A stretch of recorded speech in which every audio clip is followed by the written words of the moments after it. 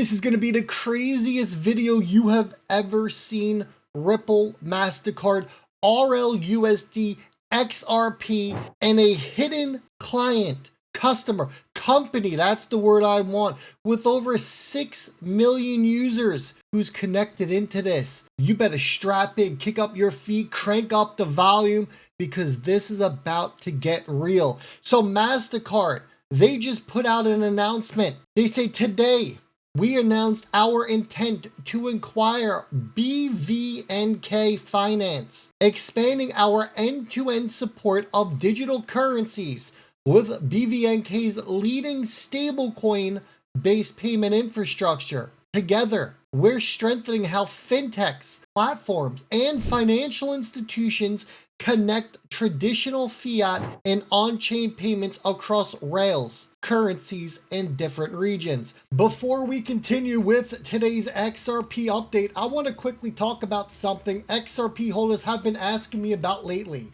A lot of people have been asking about holding XRP long-term, waiting for the big move, but the question is, what is your XRP doing while you wait? Sitting in a wallet, or is it actually working for you? That's when I've been looking into a platform called FortisX. It allows XRP holders to put their assets into liquidity pools and generate yield while still holding long term. No lockups, withdrawal anytime, and the platform's been operating since 2018. So instead of letting your XRP sit idle, some holders are starting to make their assets productive. If you want to check it out, I'm going to link it on down below. Now, this is very interesting because we all remember just last week the announcement that Mastercard put out in regards to pretty much moving everything on chain and bridging your traditional finance with your blockchain technologies. We all know that Mastercard went after Earthport, a massive long-term Ripple XRP user, Ripple partner for almost a decade at this point, and Visa outbid them, which makes you scratch your head. Why is everyone going after that company? Well, this gets deep. We're going to kick it off right here. This is directly from BVNK's website. This article dates back 2 years to May of 2024.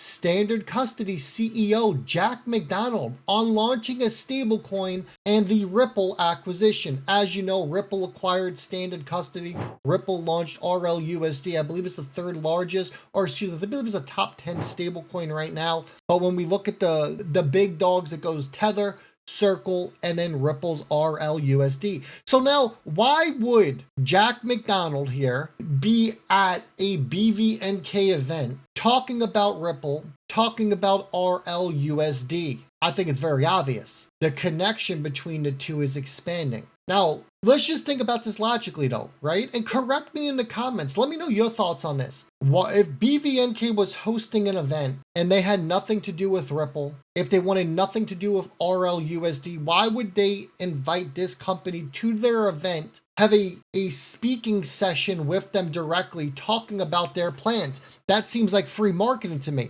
No companies in their right mind give you free marketing. Don't believe me? Go ask around. Go ask any company out there. Hey, will you market me for free? They'll all say, what are you out of your mind? They'll throw you out. So Jack McDonald goes on here, talks a little bit about Ripple, but he talks about the stablecoin, and he said something very important. He said there's plenty of room for more high quality liquid stablecoins. This is not a winner takes all journey. Oh yeah, you're spot on there, Jackie boy. And then BVNK, this article goes to talk about, you know, the connections, Ripple stablecoin and using it, etc. But Chad wants you to know that this company where Jack was just talking and he discussed Ripple's global payment networks and he discussed the financial institutions, he wants you to know that MasterCard's about to buy this company, which gets pretty deep because we came over to Claude like, yo, break this down for us. Okay, so it says both direct competitors in the same lane, right? This isn't a bad thing. Listen to this. It says both Ripple and BVNK, they are targeting the exact same market. What is that market? Great question. Enterprise-grade cross-border payments using blockchain infrastructure. It states that BVNK's biggest rival includes Circle, Ripple, and Stellar-powered payment networks, all seeking to build top-tier infrastructure that bridges the gap between fiat and digital assets. So now before this deal, before this partnership, or before Mastercard acquired them, before Jack McDonald was on stage, BVNK viewed Ripple as a competitor. They viewed Circle and Stellar. So what do? You partner with them. If you can't beat them, you join them, right? Then we come to find out from what the article I was just showing you that there is a direct connection between BVNK and Ripple, talking about the stablecoin pivot, talking about positioning themselves as an alternative path. But then it gets even more interesting because according to BVNK's documentation, they have included native support for XRP for both crypto payers and your payouts. So now their enterprise clients can use XRP. If they can use XRP, they'll be able to use RLUSD. But then it goes deeper, everyone, because BVNK partnered with Lian Global. Sounds familiar, doesn't it? If you don't know who they are, let me show you. They have over 6 million customers worldwide. 6 million. They do 3.3 trillion. 3.3 trillion. That's insane. They took in over 1.3 billion in revenue. Their reach, Lian, we're talking about over 100 countries with over 130 currencies. They have 65 global licenses, including a unique position as the only Chinese provider with a license in all 50 states.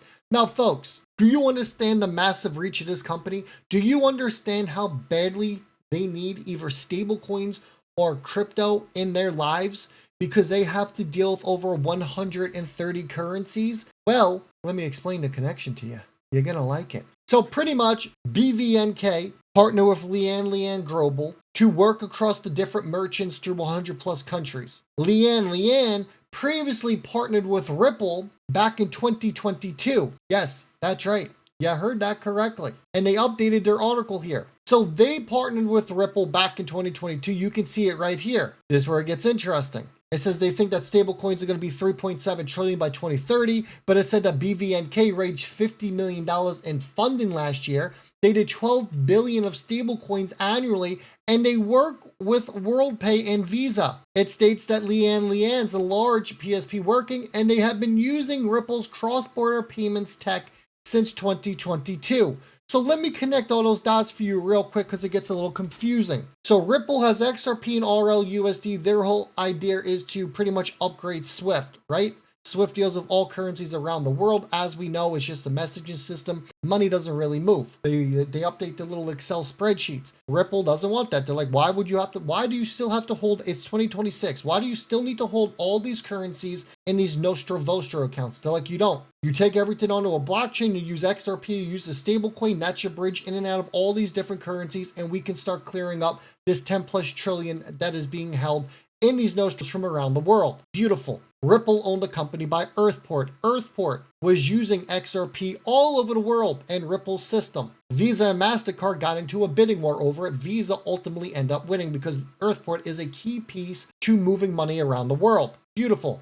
Mastercard partnered with Gemini, got them a little taste of RLUSD, got them a little taste of XRP and the power of it. Mastercard then announced a crypto program. In that crypto program, they were going to pretty much connect traditional finance with blockchain tech. Amazing. Mastercard understands where this is going. Mastercard then purchased this company, BVNK, who's been working with Ripple, who knows about Ripple, who uses RLUSD, who uses XRP. And they're like, well, this company's already doing with what we need. They have all these different countries and currencies. They're connected all over the world. This is what we need in our stack. There's your connection. Absolutely insane, folks. Don't forget, Lian is one of the biggest Hong Kong companies out there. Huge. Remember, Ripple also has another connection into Hong Kong, or into China, excuse me, I believe it's Hong Kong now, through American Express. So now Ripple has connections into China two different ways, American Express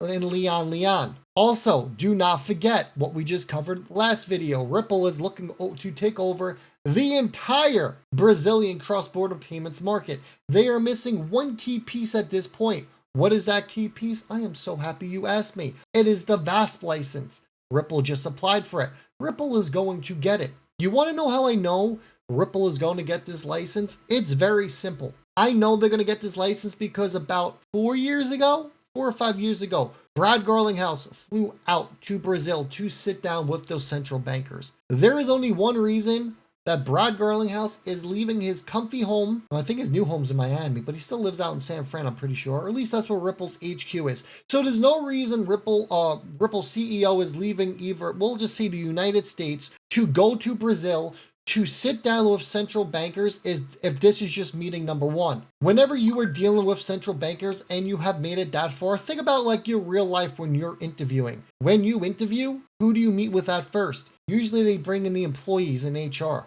right? Or they bring in the manager in HR. And they ask you a bunch of questions about the job. If they believe you're a good fit, who do they bring you in next for round two? They bring in the higher ups. They might even bring in team members to see if you're going to fit in there. Well, this is exactly that. Ripple's team, who they have going all over the world, making these meetings and sitting down with these important people. When the deal is ready to be done, they bring in the big boys. They bring in the big guy. They bring in Garlinghouse and they're like, look, here's our highest up. The central bankers are like, here's our highest up. Let's put them in the same room. Let's just go over this one more time. Let's make sure everyone is on the same exact page here. And if we are, then we can move forward because they're sitting there looking at each other, the Ripple employees and the guys at the bottom end of the central banks are like, well, I can't sign this contract. They're like, I can't sign this contract. They're like, we need to get Brad. They're like, we need to get the other central bankers. They're like, well, we'll just fly them up. Let's set up a meeting and they can sit down and discuss all this and sign the contract. All those switches that Brad Garlinghouse just talked about when he was over in Australia, everything is starting to come through.